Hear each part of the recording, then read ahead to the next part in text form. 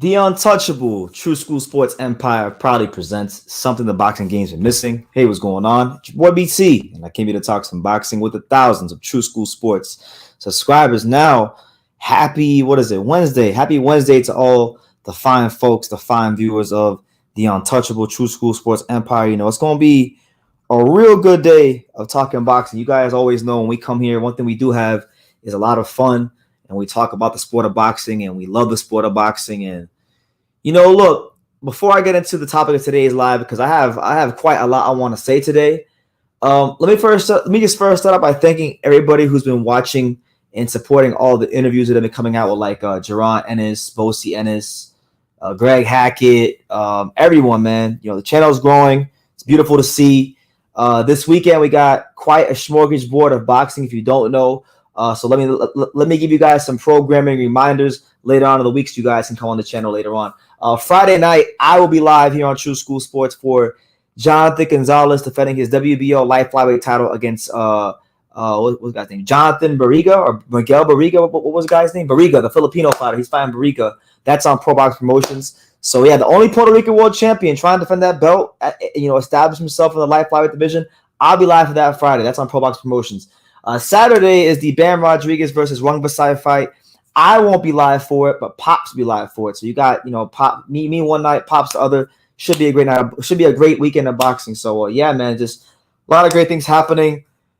Working on some interviews for next week on the channel. And tomorrow, actually, guys, I'm gonna tell you guys is tomorrow I'm supposed to go on the Boxing Voice, because I'm in Las Vegas right now. I'm supposed to go on the Boxing Voice tomorrow. So a lot of things happening for your boy BT. But definitely a lot to talk about today. Now let's get to some comments. Shout out to my main man. By the way, if you're just joining right now, smash the like button so the YouTube algorithms let your boy let the world know that your boy BT is live and that this is a dope channel and that you enjoy what you're watching. And we can get more people in here. So yeah, hit that like button. And if you're watching the playback, hit the like button. But let's get to a couple of comments. So shout out to my guy Michael Manning. He says, "You're welcome. It's been excellent stuff. I've loved it." Yeah, man. Thank you. I've been getting a lot of good feedback on a lot of these interviews, and the best part is, like, we still have more coming out. There's always bullets in the chamber, as I like to say here on True School Sports. So yeah, definitely a great time to be a boxing fan. We got a lot of great fights coming up, and just it's just gonna be great. So yeah, let me go to screen share. So the topic of today's live, guys, and I'll get back to some comments in a second. So comment away, and I'll get back to you in a timely manner. But today's topic, guys, right? Because I was trying to figure out what exactly I was going to talk about today.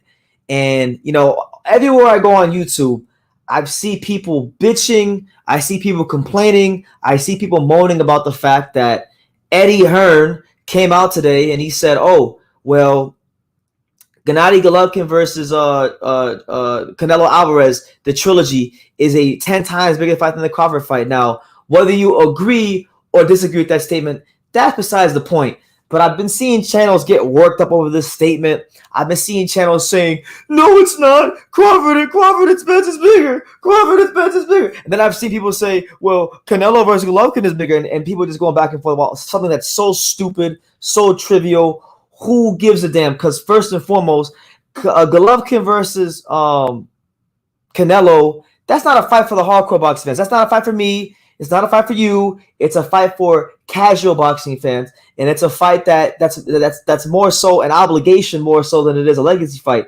This was a fight that Canelo Alvarez promised to deliver to DAZN a long time ago, and now he's just fulfilling that promise to DAZN. He's gonna make a lot of money while doing it. Golovkin's gonna make a lot of money while doing it, but it really means nothing because Canelo isn't fighting Golovkin at 160, which is his natural weight class. He's fighting him at 68, a weight class he's never campaigned in.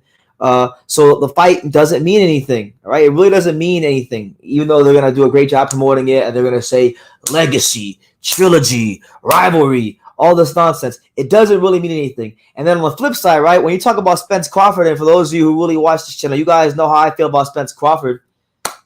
It hasn't even gotten made yet. So that fight hasn't gotten made. But yet we got people arguing about a fight that hasn't gotten made between two fighters who have two of the most toxic fan bases here in the YouTube boxing community. You know what I'm saying? So that's really all I got to say about that. Why is this a thing? The real story of the week shouldn't be no fucking Crawford and Spence. The real story of the week shouldn't be no damn Canelo versus Triple G3. The real story of this week is Bam Rodriguez, one of the youngest and most talented fighters in boxing. He's doing what fans always say they want to do. They want fighters to do. He jumped up 2 weight classes. He won a big fight. He's now fighting one of the most, if not the most dangerous guy in the weight class in Sisuk Sorungvasai. And all I hear people talking about is a fight that doesn't matter and a fight that hasn't even gotten finalized. Make this make sense. The real topic of the week is Bam Rodriguez, because he beats Rungvisai. You're looking at potentially, the next face of this division. You know what I'm saying? So I kind of wanted to just get my thoughts on that, read you guys some quotes, some articles, dissect some things, and then we'll go from there. So make sure you smash the like button. Now, shout out to my guy, G Funky Boxing. He says, "What up? What's good, champ?" He says, "They're promotional fanboys." Too many of those in boxing. I mean, listen. Now, unless Al Heyman or Bob Arum or Eddie Hearn or De La Hoya or any of these promoters are paying your bills, there's no reason that you should be fanboying over a promotional company. You should be a boxing fan first. Not a promoter fan first, a boxing fan first. And I feel like we have way too many promotional fanboys here on YouTube, and it's just getting ridiculous. And yes, it's a very loaded card this weekend. I'm going to talk more about that, and I'm going to talk about how boxing fans don't ever mean what they say, because this week is a great example that boxing fans don't ever mean what they say when they say, well, we want to see the best fight the best. We want young fighters to challenge themselves. We want guys in boxing that are going to dare to be great. But then when you get a guy who's daring to be great, all you can talk about is shit that's not happening. So it's like, I don't know what to tell you. But Michael says that's what Eddie does. He's a promoter through and through before Canelo-Ggg was made. This is true. He's a great promoter. He knows how to stir up controversy. But it's just funny, like, people on YouTube who claim that Eddie Hearn is a bad promoter, they don't care about him, do whole videos about what he has to say. So it just doesn't make any sense. G Funky says, it was cool to see you on the round table with Joe Habib and D-Style a few weeks ago. Yes, it was great to be there. I was actually supposed to be on Ringside Reporter last week, but I was in New York. So I'm gonna do it again. I'm gonna try to start collabing with people on the YouTube box community that I like more, because I feel like it's needed. I feel like it's definitely needed. Those are great guys over there. For real, I didn't believe he could beat Quadras, to be honest, because of his weight. The kid has skills. He's a special talent.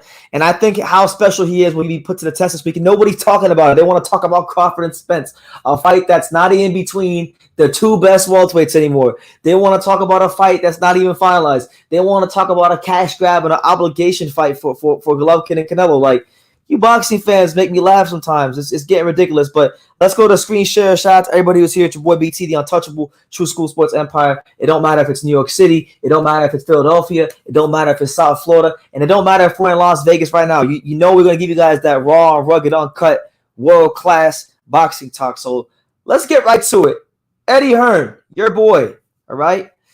He says Canelo Alvarez versus Triple G3 is 10 times bigger fight than the Spence Crawford fight. So let's get into the quotes, and then we will dissect from there. So here's what Hearn had to say to the fine folks at IFL TV. He said the following, and I quote, Canelo versus GGG by an absolute mile. And by the way, Spence Crawford is a great fight for boxing, but anyone with the brain knows the answer to this question. I think if you're a super hardcore fan, you've been waiting for Spence Crawford for a long time. But if you want to talk about media attention, if you want to talk about the gate, if you want to talk about pay-per-view numbers, viewership, global reach, commercial revenue, closed circuit, it's not even close. But I think if you're a super hardcore fan, you've been waiting for Spence Crawford for a long time. So you may choose that over Canelo-Ggg if you're a super hardcore fan. But the casual fans are the ones that are going to generate the numbers. If you talk about the revenue generated on a fight, it's like, God knows, it's like 10 times as big. But Spence Crawford is a brilliant fight, and I think it's right up there with Canelo-Ggg, of course. So there you go. I think those are fair and just comments from Eddie Hearn, because he never downplayed the quality of the fight. He said it was a great fight. I still think it's going to be a great fight. I just think I'm a little annoyed by it, because these guys have marinated it, and we keep getting all these bullshit updates, but we don't get the update we need, which is that the fight is finalized. You know what I'm saying? So it's like I'm sick of it, and I question if these 2 guys are even the 2 best welterweights in the world anymore. But he's right. He's 100% right, because first and foremost, right, Canelo and Golovkin 3 will be in Las Vegas. It'll be at the T-Mobile Arena. Okay, we know that when it comes to big money, if you're trying to generate the big money in boxing, because the argument isn't about what fight is more important, and I see this happening a lot. A lot of boxing fans, hardcore boxing fans, specifically Spence Crawford fanboys, they're getting worked up over this quote. And the reality is his comment isn't about which fight is better, right? But people are taking it as that. His comment is about which fight is more visible, which fight is bigger, which fight generates more money, which fight has bigger global reach, which fight, overall will move the needle more. You know what I'm saying? So it's like, how I'm with Eddie Hearn. As much as and mind you, I hate bullfights, so I don't got block on the race. I don't like Canelo-Golovkin 3 because I think it's a cash grab and it's a pointless fight. I think Canelo should fight Bivol or Benavidez or Better Biev or Andrade or someone else. So I don't like that fight. And I don't like Crawford-Spence because it's been marinated to no end. So I don't got to dog in the race. But Eddie Hearn is telling the truth. The reality is a lot of people who are making these comments about which fight is better, which fight is bigger, are hardcore boxing fans that don't really go out in the world and talk to people outside of boxing fans, okay? There's a bigger world than the YouTube box community. There's a bigger world than boxing fans, okay? And in that world, there are a lot of casual fans that will every now and then, they might come for like a fight here, a fight there. So they're going to come for Golovkin and Canelo because Golovkin and Canelo has more name value because first and foremost, he has Canelo, who I don't like. You guys know that, but Canelo is a big mainstream star in the sport. Is his star power a little exaggerated? Yes, but nonetheless, if you're comparing him to his contemporaries like Crawford and Spence, and you're pairing him up with Golovkin for a third fight in a 3-fight series, which people think it's 1-1. Fights were disputed. Of course, people are going to come out in droves to see that. Of course, that's a bigger fight than Crawford-Spence. Realistically, you got to ask yourself the question: How many pay-per-view buys does Crawford-Spence literally do? Do you guys think that Crawford-Spence does over 500,000 pay-per-view buys? Because I'm not so sure it does. Spence is the bigger draw in this case, but Spence, his biggest pay-per-views came when he fought Mike Garcia, who was a Mexican fighter. Neither one of these guys are Mexican fighters. We know that Mexicans, whether you love it or hate it, it's the truth. Mexican boxing fans drive the sales of pay-per-views. And if there is no Mexican fighter involved in the main event, then it's going to be a little bit harder to drive those sales up, even though the fight is great. So can this fight be successful? Yes. Can it turn over a profit? Yes. Is it worth seeing? Yes. Is it the best fight in the world between the two best welterweights anymore? No, it's not. Will it outsell Canelo-Golovkin 3? No, it won't. But it is still a big fight. So I'm absolutely with Eddie Hearn on that. But look, I get back to my original point when I say this. Whether you agree with my sentiments or Eddie Hearn's sentiments, why does it matter? Right in this moment, on June 22nd, 6:30 p.m. Pacific Standard Time, why on God's green earth does it matter what Eddie Hearn is saying about Canelo and Golovkin and Crawford and Spence when we have a young, talented, potential pound for pound top 5 caliber fighter, young star of the sport, Bam Rodriguez, just beat the great Carlos Cuadras in his first fight at 115 on short notice. Now he's taking on one of the most dangerous and devastating killers we have in our sport, Sisuke Sarwangbasai, the man that knocked out Cholatito, the man that outboxed Gaio Estrada. A guy that nobody's exactly running up to fight. The guy that Naoya Inoue didn't want no smoke with. The monster didn't want no smoke with him. Why are we not paying more attention to Bam? I'm going to highlight this because this needs to be highlighted. It absolutely needs to be highlighted. Let me go back to some comments and then we'll go back to screen share and dissect some other articles and news and whatnot. But shout out to everybody for being here. It's always much appreciated. It's always much love here on True School Sports. But Michael Manning says, are you going on the Boxing Voice tomorrow? That's it. Cook it up. Yeah. So I don't know if you were here, Michael, when I was live when I was in New York, the afternoon of the Better BF Joe Smith fight. There was a guy named Brandon Lentz who's a subscriber of this channel, and he's the producer of the Boxing Voice show, and he invited me to come on. They've been trying to get me to come on for a while. I've turned it down a couple of times. Not because I don't want to go on there. I've just been busy with stuff. So, I said yes this time. I'm in Vegas. I'm going to go to the studio tomorrow.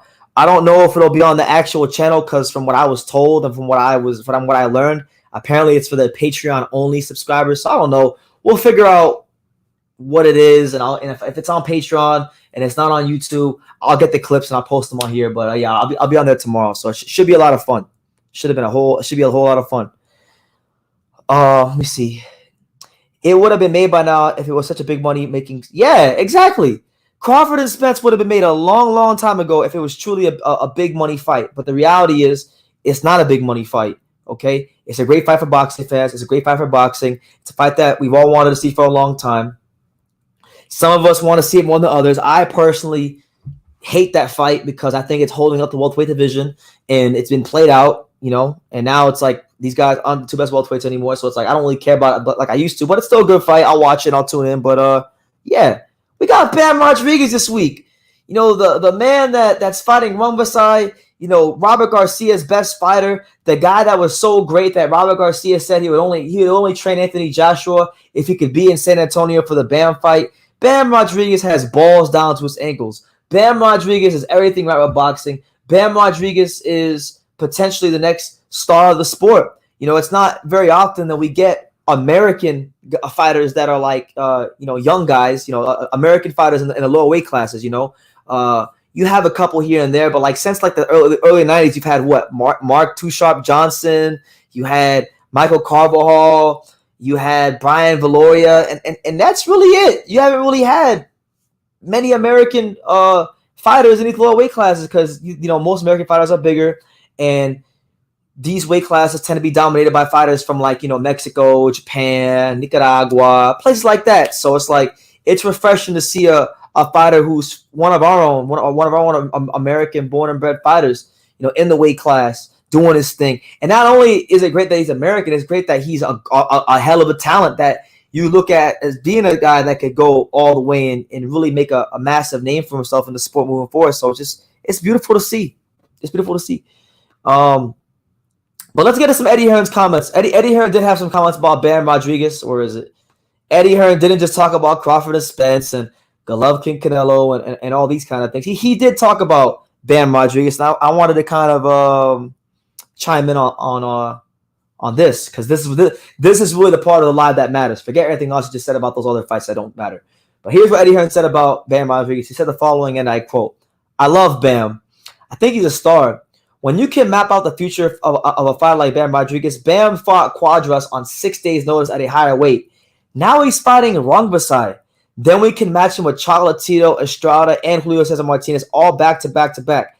That's a fucking pound for pound run." And Eddie Hearn isn't lying. Eddie Hearn ain't lying. I mean, look, he beat Quadras, who was a fantastic fighter. The win is even better when you factor in it was on 6 days' notice. Now he's fighting one of the most dangerous fighters we have in any weight class in boxing today in Rungvisai. Then you're talking about maybe one of the only fights from 108 to 118 that could be a pay-per-view fight between him and Chocolatito. That fight right there, like I think Rick Glazer made a great point when he was on the show a couple weeks ago. Like Rick said that Romo Gonzalez versus Bam could be a potential pay-per-view fight, and I think it can be because Chocolatito has name value with boxing fans. He's one of those guys that you could say like in his own right. He's kind of like the Canelo, and I don't mean as far as like his style or anything like that, but I mean as far as like his drawing power. As far as drawing power and attention is concerned, he is the Canelo of the small weight classes, or better yet, Canelo is the Chocolatito only as far as drawing power of where he fights at. You know what I'm saying? So it's like that's a huge fight. That could be like a big passing of the torch fight. He beats Rungvisai. He beats Chocolatito. You're looking at a run of Quadras, Chocolatito, Rungvisai. He's pretty much clearing out the golden age, the golden era of flyweight and super flyweight boxing, because these are the guys, when you talk about the Quadras and the Rungvisais and the Cholatitos and the Estradas, these guys, along with Ioka, along with the Noi, these are all guys that have been the flag bearers for these weights for years.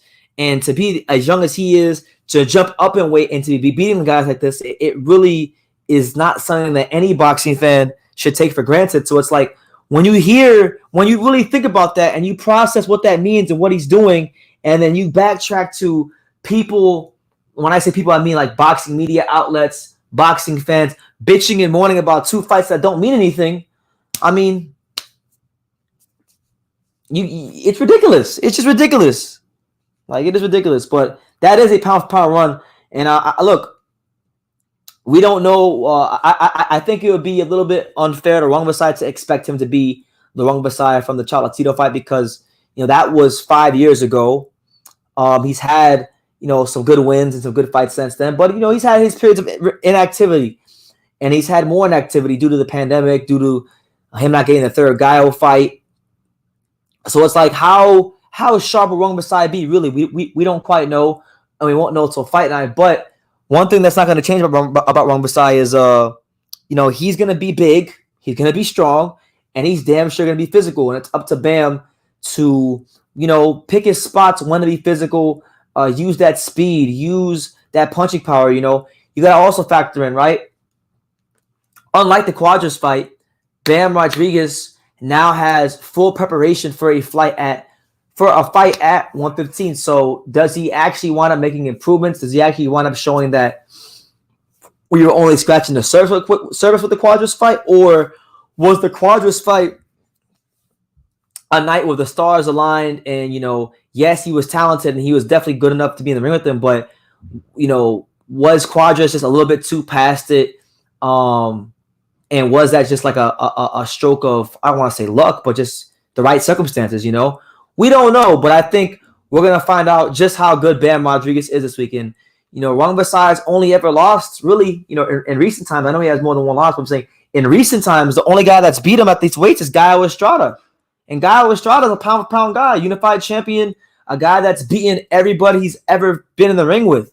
So to have that on your resume, I mean, you guys know I love Romo Gonzalez, and you guys know that I truly believe that to this day, and I will argue with anybody about it, I think Chocolatito beat Rungvisai in the first fight, but on paper he didn't. So if he beats Rungvisai, he would have a win against an opponent that Chocolatito doesn't even have, which makes it an even bigger feather in his cap. So it's like Eddie Hearn chats a lot of bullshit. Eddie Hearn does say things that I don't agree with, but when it comes to the subject of Bam Rodriguez, he's hitting the nail right on the head. This is a fighter with star potential. This is a fighter that people should care about. This is a fighter that whenever he's boxing, we shouldn't be talking about fights that don't matter and fights that haven't been finalized in other weight classes of boxing. All eyes should be on Bam. So, yeah, man, he is a star. Now let's go back to the comments, all right? I know we got some comments, all right? Let me see. My man right here says, it's crazy. Just like you said, boxing fans complaining about the best, not finding the best. When they do, they're here talking about what Eddie Hearn thinks about other fights. Yeah, and it's even like last week, right? Like I was in New York City for Joe Smith Jr. versus Artur Beterbiev. Now I know people will say Joe Smith Jr. wasn't the best light heavyweight in the world, and he wasn't, but still a champion. Still a guy that if Joe DeGuardia and Star Boxing and people that run his career, if they didn't have any faith in him and they wanted to take it the easy route, he could have held the belt hostage in Long Island and defended it a bunch of times against guys he would have beat. But Joe Smith Jr. is a man of character. He's a man of integrity. And he went right to the smoke. He did something that a lot of guys, a lot of your favorite fighters, didn't want to do. And he went and fought Artur Beterbiev. And yeah, okay, he got folded up in 2 rounds. But you know what? He stepped in the ring with him, and he doesn't have to ask those questions of himself like, how good was I? He can know that he fought 2 of the best light heavyweights of his era, and it didn't go his way, but he tested himself. And that's all you can ask for in life, is the opportunity to see what you're made of as a man. And my opinion isn't any less than Joe Smith Jr. because he lost to Artur Beterbiev by stoppage, and it shouldn't be for anybody else. But it's like boxing fans need to really be more responsible with what they value and how they react to things. Because believe me, the promoters are watching, the managers are watching, and they're gonna match their fighters, and they're gonna avoid fights just because of how the public reacts to things. And it's just how it is. That whole Bam thing was crazy. He went up on short notice to step in and wins the doubles back and fights the guy who had to pull out the first time. That's what I'm saying, man. You can't make this stuff up. I mean, this stuff has to be appreciated. It really does. Because in modern boxing, right? In modern boxing, this era, right? Where you got money that's from Top Rank, money from DAZN, money from, just all these different promotional companies, TV networks, streaming services, Saudi Arabian, Arabic princes, In this day and age, when you have these things at this disposal of the fighters, it can sometimes create an entitled culture where big fights don't get made. So when you get a guy, and I've been around Bam, I met Bam one time, and the impression I got is like he's just unbothered. Like he doesn't care about the glitz. He doesn't care about the glam. The motherfucker just wants to go in there and fight and show his skills and show the world what he's about. And it's just so beautiful to see. Like I think these last 2 weeks with Beterbiev, with his humility and the way he says he's trying to become a good boxer, despite the fact that he has a 100% knockout ratio of 3 world titles. refreshing to see. Bam Rodriguez has every right in the world to say, you know what, I'm not going to fight at 115. Let me go back down to 108. Let me go down to 112, fight guys that are more closer to my size, natural and weight. And he's not doing that. In fact, he's doing the opposite. He's fighting the guy that's the hardest, probably for him in terms of style and measurements and in his frame. And you got to respect that. Win or lose this fight, just the fact that he took this fight, Bam has me as a fan for life. No doubt about it, because this is the one fight that I said he shouldn't take, and he's taking it. So it is what it is. Jay says Bam will knock out Kazuto Ioka. We'll see, man. If Kazuto can get past Don Nietzsche, maybe that's a fight they can look into. Oh, my God. When you say it like that, holy cow. Team Garcia knew he was ready, but you see how they pushed their other fighters through, though. Bam is special. He is special. Like I was saying, Robert Garcia is a world-renowned trainer, been around some of the biggest names in boxing. He got asked to train Anthony Joshua, one of the biggest names in the sport. He's going to make millions of dollars training Anthony Joshua. He's going to make a great payday for himself. But he wasn't going to train Anthony Joshua if he couldn't be with Bam Rodriguez for this fight. So the fact that he had to put that condition on AJ, it shows you what he thinks about Bam, and it shows you how great Bam Rodriguez is. You know what I'm saying? So it's like you got to look at these things when you look at Bam Rodriguez, the whole totality of Bam Rodriguez, if you know what I'm saying. Enrique Luna, shout out to him. He says, shout out Brendan. Bam Rodriguez will be a true superstar. He says, Suavecita Sinisa is back August 6th on the Michael McKinson Virgil Ortiz card. Yes, Sinisa is back. Shout out to her. You guys know I rate Sinisa Estrada very highly, a fantastic fighter. Listen, it is what it is. Golden Boy doesn't really seem to have much of a plan for her career, but she's supposedly going to be fighting Annabelle Ortiz in a very pointless rematch because she just beat Annabelle Ortiz last year to win her first world title. You know what I'm saying? So it's like, if that's going to be her opponent, then like Sinisa Estrada, as good as she is, as marketable as she is, her career is going nowhere and going nowhere fast. So it's sad, but it's the truth. Joe has a good resume. He could have fought Yard for a cash out, but he has nothing to hang his head about. Exactly. He could. Joe Smith Jr. was well within his right to say, you know what? I'm not going to fight Beterbiev. Let me go fight Anthony Yard and what's a more winnable fight. And if I get through that, then I'll fight Beterbiev. But he didn't do that. So you got to respect a guy like that. You know what I'm saying? Jay Harris, what's good, Jay? He says, True School Sports, I'm late, but God damn it, I'm here. Shout out to you, champ, the untouchable. We here. It don't matter if it's Vegas. It don't matter if it's Philly. It don't matter if it's Brooklyn or South Florida. We talk that world-class boxing talk anywhere we go. You know what I'm saying? Rungvisai, Estrada, and Chocolatito are overrated. Chocolatito was a great fighter, but he does not belong at super flyweight. I'm not going to – you could argue the other two guys, although I would still disagree with you, but Roman Gonzalez is the furthest thing in boxing from an overrated fighter. As far as your comment about him not being at 115, I would have agreed with you if you made that comment like 3 years ago. But I think he's settled into the weight class now, and he is a 115 pounder, and he's a very good one too. Obviously, this is probably the worst version of Chocolatito, but it's still damn good. So yeah, my favorite fighters to watch are Bivol 5 years from now. Bam, Israel Madrimov, who beats everyone 154. Yeah, shout out to Madrimov. Madrimov's got his fight coming up soon with Soro, the rematch. My thing with Madrimov is I like Madrimov. He's very good, but it's like with him being allowed at Matchroom and all the big names and the guys he'd want to fight for those big fights, being aligned with Al Heyman, can he really get those big fights that are going to make him the guy he needs to be? We just don't know. We don't know. I don't think so, to be honest with you. So I think his career might get a little tricky in about a fight or two more when he wants to start fighting for world titles and things like that. So, it is what it is. But getting back to Bam, because this week is about Bam Rodriguez. It's Bam Rodriguez fight week. I was supposed to go to this fight, but something came up in Vegas, so I had to come out. I had to come out to Vegas and take care of some things. But either way, look, great fight. I'll be tuned in. Got some special things planned for this weekend as far as my coverage for that fight. So stay tuned for that. I won't say too much about it, but stay tuned for that. Bam Rodriguez, so he was sounding off on his career because, look, this guy has done a complete 180. I mean, this guy was at 108. Now he's at 115 talking about fighting some of the biggest names the sport has to offer. But here's what he said about his career, right? Here's what he said. So he said, and I quote, After my last fight, I didn't even plan on staying at 115. Then I got to thinking. We talked amongst my team, and we made a decision as a team to defend my title at least one time. Now we are here fighting a main event in San Antonio. It's my first title defense. I'm bringing it to San Antonio. It means a lot to me. It's going to be an amazing night. So this is what boxing's all about, guys. You know, when you're a young boxer, right? Anybody who picks up the gloves, when you're a young boxer, you always dream about winning a world title, and then after you win the world title, you always dream about like fighting in your hometown. You know, fighting in like the venues in your city. You know, it's like for me, I remember when I was a younger man. I'm still a young man, but a younger man when I was like 18, 19 years old, and I first picked up the boxing gloves.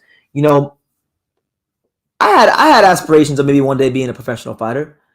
Life got in the way a little bit, but you know, it is what it is. We're here. We're covering boxing on the highest level, even though we didn't fight the highest level. But when I had those dreams of fighting at the highest level, my dreams were always to fight at like the great venues in South Florida, like Marlins Park, you know, Hard Rock Stadium, BB&T Center, American Airlines Arena, because it's your hometown, and what better place, what better thing to do than to be champion and then fight a fight in your hometown, near some of the streets you walked and the place that made you who you are. You know, it's a great thing. So he's getting a chance to do that, and he's doing it in glorious style. I mean, he said it right there in the quotes.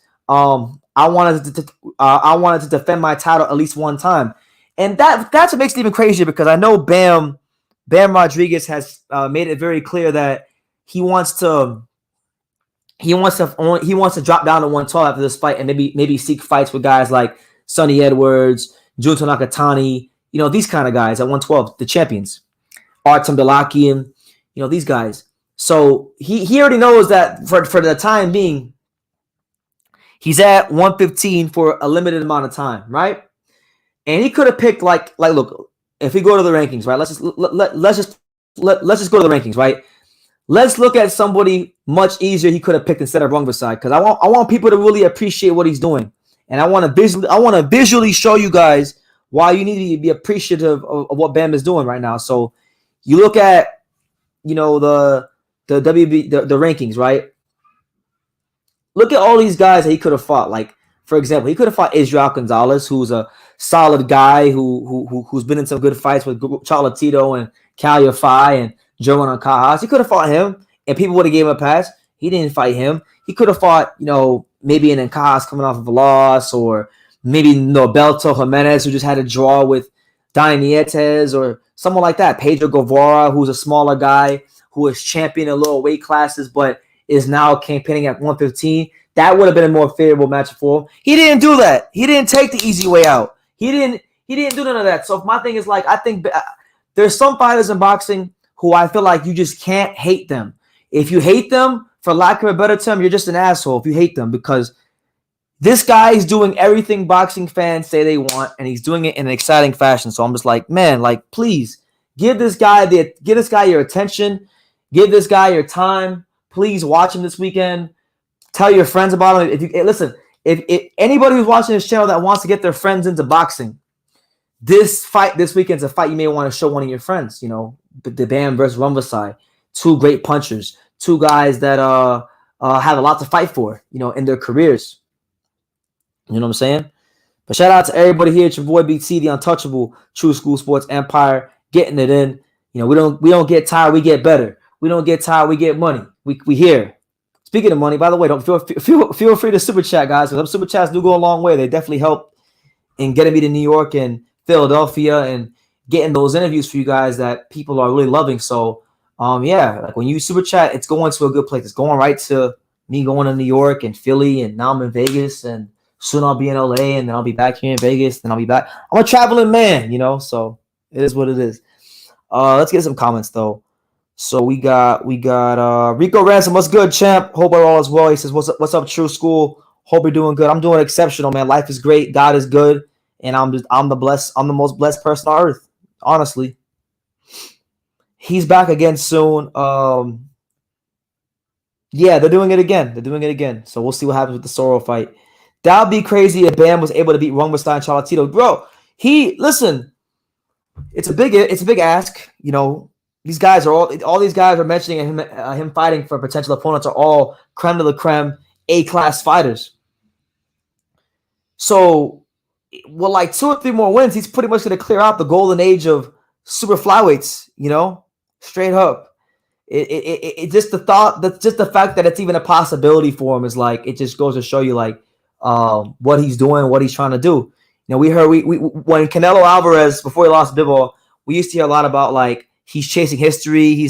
And I'm not trying to like shit on him, but like not just Canelo, but like with a lot of fighters pick guys that have titles or guys in the weight classes who are highly ranked but are safe style matchups. They're safe fights because either A, they didn't look that good, either B, they have a favorable style matchup, and they want to pat themselves on the back for not taking on the hardest challenge. But here we got Bam, who's fighting a guy that has a big reputation in boxing for beating people up. Like that win, lose, or draw with Rungvisai, you're gonna get beat up. You're gonna look like you've been in a fight. So he's gonna go in there as a smaller man, knowing this that win, lose, or draw, he's gonna go in there and get beat up a little bit. I think anybody with sense, anybody who's unbiased knows Rungvisai is just such a physical little specimen at that weight class that you can't just beat him and not go through, taking some punishment yourself. You're going to take the punishment. It's just what it is. It is what it is. When you get a big, strong guy and you factor in that he's southpaw and you factor in that, he can counter punch and do some subtle things, it's very, very hard to beat a guy like that. Truthfully, it's really, really hard to beat a guy like that. That's why Romo Gonzalez has such a hard time. Put that money on Bam for the KO. Should pay well. What happens in Vegas stays in Vegas, champ. No, absolutely. In my opinion, Canelo's a great fighter with great power, otherworldly chin, but he has B-level boxing skills. Canelo forgot the jab existed for his last 3 fights. Well, yeah, he didn't have to really like. I'm not trying to make this about Canelo, but like he didn't have to use a jab against Saunders or Callum Smith, and even Plant, because Plant was outboxing him and was very doing some great things in that ring at pockets at moments in the fight. Countering, using the up jab, countering him off the ropes. There was nothing on the shots to really trouble Canelo. So of course, and he fell in love with his power, and it happens to the best of them. So hopefully, we'll see what adjustments he makes in the Golovkin rematch, and that's what it is. But this ain't about Canelo. This ain't about that guy who got exposed by Bivol. This is about Bam Rodriguez, one of the best young stars in boxing today. It's funny, right? Like all the press and publicity goes to Shakur Stevenson. It goes to Ryan Garcia, Teofimo Lopez, Devin Haney, these kind of guys, right? But we need more of that to be directed towards Bam, because especially right. I know a lot of people. Bam just recently got on a lot of people's radar, but it's like if he wins this fight, especially, then you really, really got to put him on your radar, because like I said, man, like he could have taken easier fights. And I can't emphasize that enough. I'll probably say that 20 more times, because I want people to really understand, like, this is a guy that was just a 108 pounder. This was a guy that, 6-7 months ago, we weren't talking about Bam Rodriguez fighting Cholatito and Rungvisai and these guys. We were talking about Bam maybe unifying with Jonathan Gonzalez and Elwin Soto and Hiroto Kayaguchi and these kind of champions. These guys are the guys that we thought he'd fight. Now, he hasn't ruled that out. Like he still said that he may just fight these kind of guys. But then again, it's like if you don't fight those guys, he can fight the guys at 112. He can fight, Junto Nakatani. Which, by the way, I want to say this. I want to say this before I pivot into my next point. Right, that fight right there, that Bam Rodriguez versus a potential Junto Nakatani fight. Y'all want to talk about all action? Y'all want to talk about punching power? Y'all want to talk about knockout artists? Y'all want to talk about high volume? Man, that fight right there might be, for just in terms of pure excitement, punching volume and things like that, that might be the best fight in boxing in terms of those things. Because one thing about Junto, he's long, he's rangy, he's got punch power in both hands. He loves to throw, he loves to let those hands go. Bam, has a lot of craft, can pivot, can shift. Loves a good fight himself, So I really feel like if Bam gets this fight, when he drops down to 112, if he can beat Rungvisai and he drops down to 112, the fight that I like to see the most in terms of entertainment at 112 would be him versus Junto Nakatani. And for those who don't know who Junto Nakatani is, he is the younger brother of Masayoshi Nakatani, though the one that fought Teofimo Lopez and the one that fought Lomachenko and these guys, but he is much more talented than Masayoshi. Nakatani can box, he can punch, he can slug, he can counterpunch. He can get his punches off great in quick succession. So it's like, now that I'm thinking about it and I'm really talking about Bam's career, not just this fight, but like moving forward, if he gets past Rumvasai, right, which is a tough ask. We're not writing off Rumvasai.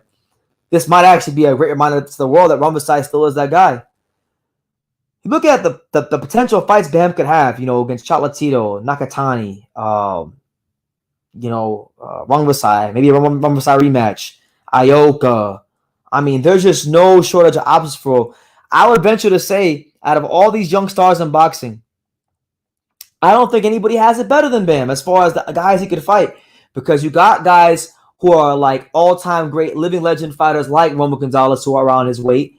You got young killers like Nakatani who stylistically speaking, on paper, it looks like one of the best fights in boxing. The way I'm seeing it is like, just so long as Bam's management team doesn't fuck the bag up for him, he's going to have one of the best careers in boxing. No doubt about it. No doubt about it. Because not just because he's a great fighter and a great young talent, but more so because of the options. Sometimes it's not even about you being just a great fighter. Sometimes a fighter needs to be lucky to have great, opponents. Like, look at Larry Holmes, right? Larry Holmes, arguably the greatest heavyweight who ever lived. Best jab ever, one of the longest title reigns. But the knock on Larry is that Larry didn't really fight the best guys in the world because he fought in an era that was deemed to be weak. Now, don't get me wrong. He fought guys like, Ken Norton and Ernie Shavers and these kind of guys. But when he came between Ali and Tyson, and his era wasn't the best in the eyes of most, and sometimes his legacy gets penalized for that. So sometimes it's not always a fighter's fault. Sometimes you just got to be at the right place in the right era at the right time with the right styles and make these fights happen. And it's like Bam has that going for him where he's at the right place. It's the right time. He's a great talent, and there's a lot there to be made for him. So it's like it's to me, when I look at the ceiling of who could have the best career of all these young guys, his ceiling is about as high as anybody. Not just because of how good he is, but because of who is fighting around his weight classes, and then because of the matchups that could be made, if you know what I'm saying. So yeah. But pivoting into my next point, right? So I kind of wanted to talk about like the card in general, because I saw a tweet from Steve Kim. Now, for those that know, for those that don't know, right? On this card, you got a really important fight in the super bantamweight division. You got Mirza Akhmadaliev, only his 11th pro fight, taking on Ronnie Rios, defending the WBA and IBF titles. Now, this is a marquee fight, not because of the matchup itself, but because the winner of this fight is going to have to come see cool boy Stephen Fulton, because we know Stephen Fulton, right now, he's looked at to be the guy in this weight class. Fulton has beaten Angelo Leo, Brandon Figueroa, and Danny Roman back-to-back. Three of the top 5 guys, been doing it in great fashion, right? So a lot of people think Merjan will come out victorious. Merjan needs to win this fight to keep that possibility alive. And Ronnie Rios is no slouch, so he's going to have to win this fight. And it's tough because Merjan hasn't fought since like early last year, and ring rust is a thing. So that's one to look out for. But I wanted to highlight this card, not just for Bam, but the card in general, right? The card in general. There are 6, count them, guys, 6 Ring Magazine top 10 rated contenders and or champions, top 10 rated fighters on this card. And this is a rare occurrence in boxing. We get gas when 2 guys in the Ring Magazine top 10 fight each other. You got 6 on this card, and I'll show you guys, right? So we'll go to 118 first, because that's Merjan and Ronnie Rios. So look, go to 118, or not 118, 122, I should say. You go to 122, right? Stephen Fulton's neighborhood, right? So you got, hold on, go to 122. By the way, shout out to everybody here. Make sure you smash that like button and definitely take the time to super chat, support the channel, and subscribe, man. We appreciate you guys. So yeah, these are the 122 pound rankings. So you got Stephen Fulton, who's at number 1. You got Merjan coming in number 2. He's fighting this week, right? And then you got Ronnie Rios, who is ranked number 8. So you got number 2 versus number 8 on that card, right? in that fight. Then you go to like, I think Bam is still rated at 108. Let me be sure. So we go to 108, right? Bam Rodriguez is right now ranked number 3 at 108, but we know right now he's not fighting at 108. He's fighting at 115. Now he's fighting Rungvisai, who without even looking, we know he's ranked, but just to show you where he's ranked, you got Rungvisai, who's ranked number 1. He's ranked number 1 over Chocolatito and Ioka. So that's 4 right there. And then the other two was oh my God, yeah, you have the rematch, a really good rematch taking place between Julio Cesar Martinez and McWilliams Royal. The first fight was really exciting. It got stopped because of cuts. But look at that weight class. You got Martinez ranked number 2, taking on the guy who's ranked number 7. So that's 6 right there. And then right, if you want to count women, do they got the women's rankings? If you want to count the women, you got Jessica McCaskill, who is one of the top 10 pound-for-pound women's fighters in the world. So really, it's actually 7. It's really actually 7 ranked fighters. If you count McCaskill, her opponent, I don't know if she'd be ranked in the women's rankings, but you got 7 Ring Magazine top 10 ranked fighters. So this is why, guys, I don't want to hear about motherfucking no Crawford and Spence. That fight, that shit ain't finalized yet, and it's not in the 2 best welterweights in the world anymore. That's number 1. And number 2, that's another reason why I don't want to hear about Canelo versus Golovkin, because that fight's a cash grab. Y'all got 7 ranked top 10 Ring Magazine fighters. There's no reason to be talking about anything else. You got potentially Stephen Fulton's next opponent fighting in the co-main event. You got Bam Rodriguez, fighting one of the most dangerous guys in the sport. I mean, look at the gap in experience. Bam has 15 pro fights. Rungvisai has 56 pro fights. So the gap is very big as far as professional experience goes.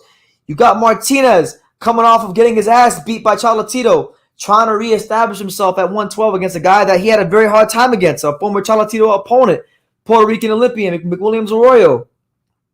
So overall, just a great card. It's a great week of boxing. It's an exciting time to be a boxing fan. It's an exciting time to be alive. God is good. The sun is shining.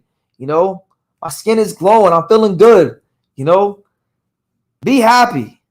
Be happy, guys. Stop worrying about, and this doesn't just apply to boxing, right? I'm going to give you guys some advice just for life. It's not even just about boxing, right? Don't worry about what isn't happening. Worry about what is. That's a problem with people. That's why people get depressed. That's why people off themselves, because they're worried about what's not happening. What should be happening. No, focus on what is. Focus on what is. And when the time comes, it comes. There's a time and place for everything. There's a time to love and there's a time to hate. There's a time to laugh and there's a time to cry. There's a time to relax and there's a time to work hard. And that's biblical too. So we getting biblical on you too while we're here on True School Sports. But it's what it is. Shout out to my boy H Money. What's going on? It's your boy H Money, Mr. DAZN. Haney. It's Haney time. Yeah, shout out to Devin Haney, the undisputed lightweight champion of the world. Shout out to Devin Haney. H Money loves him some Devin Haney. Oh, listen, man. I heard Devin Haney saying recently. Now, I made a joke about this on Instagram. I was saying that, Devin Haney's not undisputed because he don't got the IBO belt. And the guy who has the IBO belt is Maxie Hughes. So Devin Haney's ducking Maxie Hughes. But that's me I'm trolling, of course. I don't actually believe that, but I was just saying that. Now, what's funny is, right, I was trolling on Instagram, and like 2 days later, Devin Haney went on the Boxing Voice, and he said that he wants the IBO belt. So, hey, Maxie Hughes versus Devin Haney, the real undisputed fight. Make that shit happen. Maxie Hughes ain't a bad fighter. He might do better than George Kambosos because George didn't do anything. MJ was hitting the mitts on a boat on the Riverwalk. MJ by KO. Hey, shout out to San Antonio. If you know, Riverwalk in San Antonio is a very beautiful place. So yeah, MJ Akhmadaliev wants that smoke. He wants Stephen Fulton. I'll tell you this, MJ Akhmadaliev, he better stay away from Angelo Leo because we know what Angelo Leo did to him in sparring. You know what I'm saying? I'm joking. But anyway, but yeah, it's a great time to be a boxing fan. So yeah, I got some great things coming up on the channel. Fire away, guys. I didn't really plan on making this a long live, so you guys got me for like maybe 10, 20 more minutes, and then I'm gonna get off here. But we got a lot of great things coming up in boxing. I know we got Anthony Joshua and Usyk, right? They had their face off yesterday, and a lot was made of the face off. A lot was made of this ridiculous site fee they're paying. I heard they're paying like 88 or 80 something $million for the site fee. So Anthony Joshua, the rich gets richer, and God bless him, he's getting his money. But I want to see what Anthony Joshua does with Robert Garcia in this corner. I don't think they gotta. I don't think to beat Usyk, I don't think they gotta reinvent the wheel. They just gotta tweak a couple things, and it'll give them the best chance to like win the fight. So we'll see what happens. We had that. We had let's check the news, man. Let's check the news because there's always things going on in boxing. It's hard to keep track of everything, but shout out to everybody here. Bam Rodriguez live fight reaction extravaganza this week. Pops will be on that. I'll be live Friday for the ProBox TV card. For those of you who don't have ProBox TV, I would highly encourage you to download it.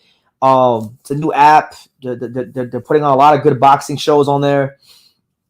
It's $1.99 a month, $18 for the whole year. You can't beat it. This weekend we got Jonathan Gonzalez defending his WBO light flyweight title, the only Puerto Rican world champion in boxing against a tough Filipino in Barriga. Then we got a couple weeks after that we got Ray Beltran returning the ring to take on the young prospect Cesar Francis. So it's some good fights on ProBox. I think if you're a real diehard, it's a must-have for any boxing fan.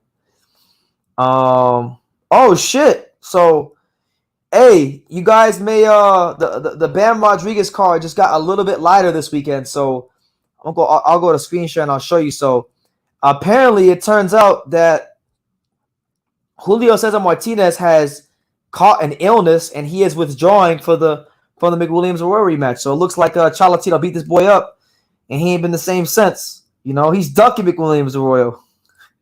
I'm joking. But here's what was said about Martinez from Mauricio Suleiman. He said, I quote, "We deeply regret," and the WBC confirms that WBC flyweight champion Julio Cesar Martinez has pulled out of the fight versus interim champion McWilliams-Arroyo. The exact details are yet to be disclosed. WBC will be addressing this terrible situation. So there you have it. Julio Cesar Martinez. They don't know. They don't want to say what happened to him. Maybe it was steroids. Maybe who knows. But he knew what was coming. McWilliams-Arroyo wasn't gonna be no pushover, and he just got beat up badly by Cholatito. And I said, look, I said when Martinez fought Cholatito, when I was there. If you go back and you watch what I said, look, that was one of them fights where that could be characterized as like a career-changing beating. Like he didn't just lose Cholatito. I think he lost some years off of his career off that fight because it wasn't a knockout, but it was one of those like slow, steady, methodical beatings. And those are the worst things you could sustain as a fighter. It's actually better just to get knocked out in the first round, like Joe Smith did, or the second round. In your opinion, do you believe the Spence versus Crawford fight will actually happen, or will the sanctioning bodies force a mandate fight instead? Listen, I'm not going to believe Spence and Crawford's happening until I see them walking to the ring. Even when the fight gets signed and announced, I still won't believe it until they walk to the ring, because that's why I'm out with that fight. If we're going to be out here mandating mandatories, then can we please have the IBF be strict with the mandatories and mandate Boots Ennis to fight one of these guys? Because I want to see Joe Ennis get his shot at either one of them. I want to see who's who in this welterweight division. I'm not here for the talk. I'm not here for the chit chat. I want to see these fights. That fight is going on its third try as suspect. Yeah, you're right, because that fight was supposed to happen in So the first time that fight was supposed to happen was supposed to be on that card they had last year in Oklahoma. It got canceled there. Then it was supposed to be in Miami on the Canelo-Ggg card. It got canceled there. Then they had the first fight on the Andrade Quigley card, right? And there was no contest. And yeah, so the fourth occasion that these guys have been matched up, the third time that it's been pushed back or delayed. So at this point, you're just wasting time. Like at this point, like Arroyo's no spring chicken. He can't be waiting around for Julio Cesar Martinez. If Julio Cesar Martinez decided to go to 115 and get his ass waxed by Cholatito and a career-changing beatdown, that's on him. That's that. Arroyo shouldn't have to wait for him any longer. You know what I'm saying? So, This is probably one of the last things I'll talk about, and then I'll get up on out of here. But whatchamacallit, September the 4th, y'all can say the date. I saw it recently. You got Luis Ortiz fighting on his second pay-per-view of the year. And he's fighting Andy Ruiz out here in Southern California. So make it that what you will. I mean, look, Andy Ruiz is in a really weird place in his career because 3 years ago he experienced the highest of highs by beating Anthony Joshua as the underdog. Then he pissed it away in the rematch by coming in overweight. Then he got with Eddie Reynoso and looked less than stellar against Chris Arreola. Got dropped. And now he's not with Eddie Reynoso and he's just doing his own thing. So it's like, what's next for Andy Ruiz? You know, we know he ducked Filip Hrgovic and didn't want to fight in the IBF Eliminator. So there's that.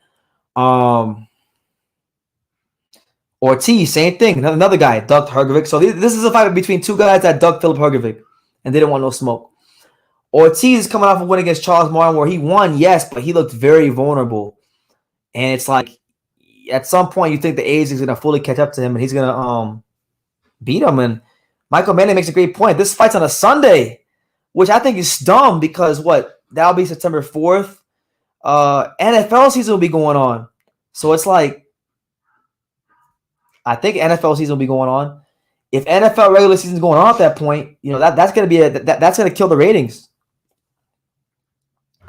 Boots 90% will most likely fight Styonus, and that's a good fight for him. Styonus has the best jab in the welterweight division.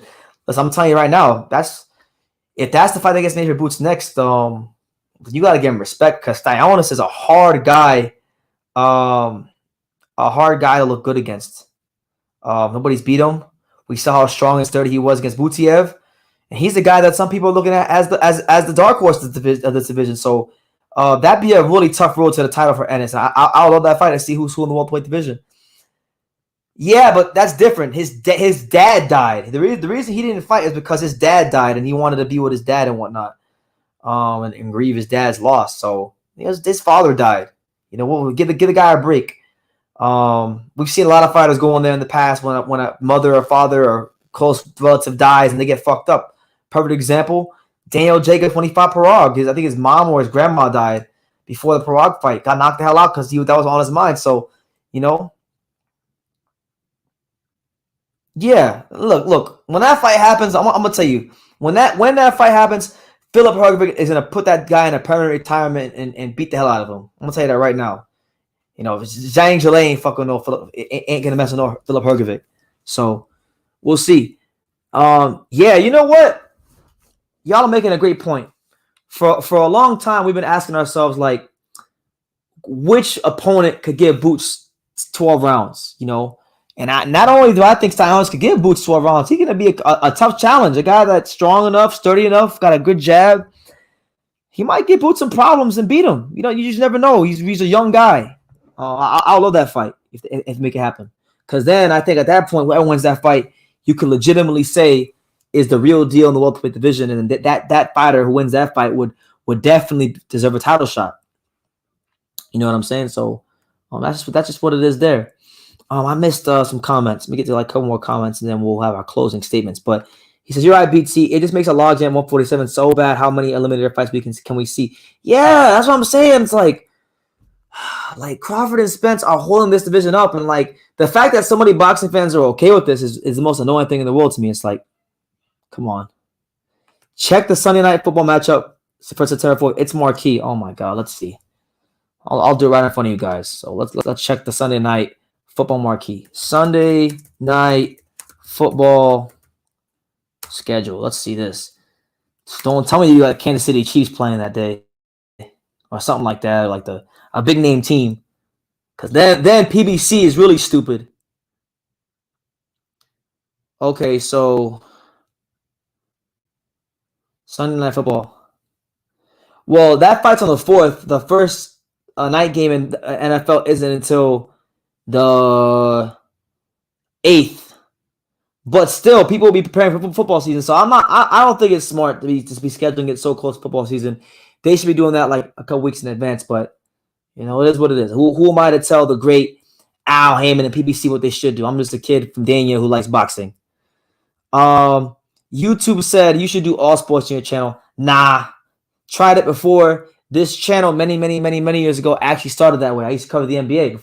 Most people who don't realize this, but I covered the NBA before I covered boxing.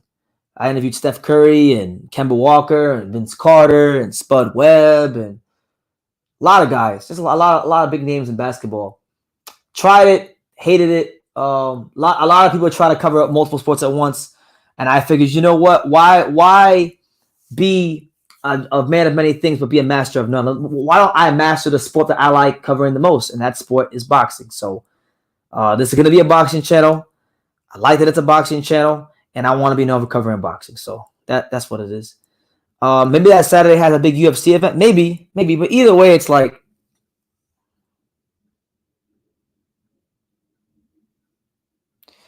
would you ever consider covering YouTube boxing? I'd love to see you interview them. YouTube boxing.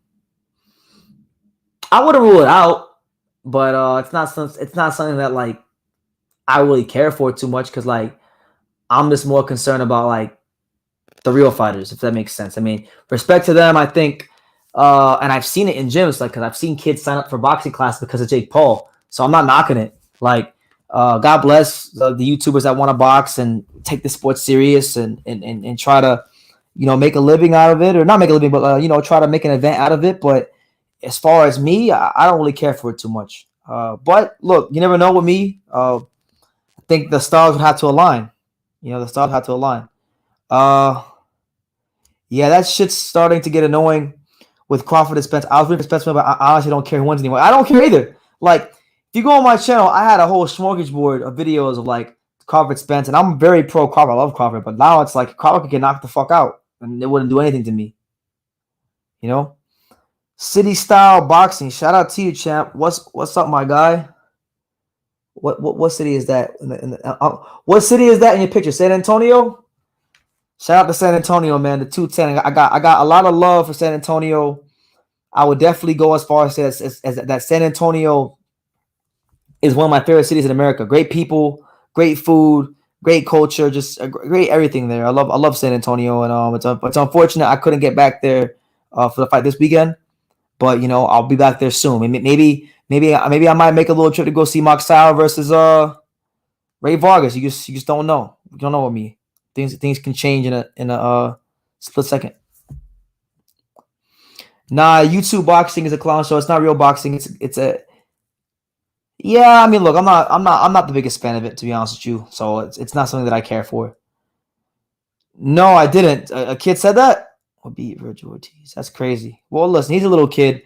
You can't knock these little kids. They don't know no better. But yeah, look, guys. On that note, look, I have some other things I gotta.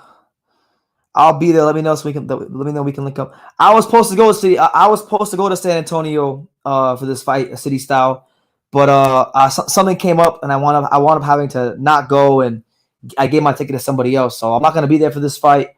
But maybe Moxao Vargas, possibly. I'm not sure. Right now, it's more on the no side than the yes, but I'm thinking about it. I hope so, man, because like I said a couple lives ago, like I'm getting sick of Mark Moxao. I don't think he's like all that good. They're trying to push him on like he's this next Manny Pacquiao. Peace, bro. Hopefully catch you tomorrow on the Box Boys if it ain't on Patreon. Yeah, absolutely. But on that note, guys, look, I'm gonna get up on out of here. Just wanted to come touch base with you guys, say what's up, get my little shit off about Bam Rodriguez and how everybody needs to stop talking about these fights that either don't mean anything or that aren't happening, and focus on what is, and apply that to your own life. Don't just apply it to boxing, but apply it to your life. Focus on what is, and don't worry about what isn't, because when you focus on what isn't, you start getting depressed, and it takes you to some deep, dark, uncomfortable places. Now, I'll end it on this note. Why do you hate Canelo so much? He's got a better resume than Andre Charlo and Benavidez combined. I hate Canelo Alvarez because, first of all, I don't hate Canelo Alvarez. Let me scratch that. Let me take back what I said. I don't hate the guy because I don't know him. You can't hate somebody you don't know. I don't hate Canelo. I dislike him for how he moves. I hate it. If I hate anything, I hate his ways. Okay. I don't like Canelo because he thinks he's bigger than boxing, and he's blatantly avoided all three of those guys you just mentioned. You can sit here And you can flap your gums about resume all you want, but the reality is he's been in position to fight all those guys 3 times. Those are all 3 fights fans wanted to see, and he took fights that nobody cared about and nobody cared to see at all. So it's like, it is what it is. But look, I've already addressed that subject enough. I may just have to start make one big ass long video about it because I get asked this question all the time. Canelo Alvarez got exposed by Bivol. That's my answer to that question. Exposed by Bivol. So I'm gonna leave it at that. You take care, guys. We'll be live Friday for Jonathan Gonzalez versus Miguel Barriga on Pro Box TV. Pops will be live Saturday for Bam Rodriguez with Rumberside, and there will be a whole smorgasbord, tons of content dropping between interviews, commentary videos, all kinds of things. I'll probably be live again tomorrow, so I'll see you guys tomorrow. You guys take care, and like I say in every single one of these videos, you guys can love me or you can hate me, but I'm just a kid from Dania. So until next time, take care, guys.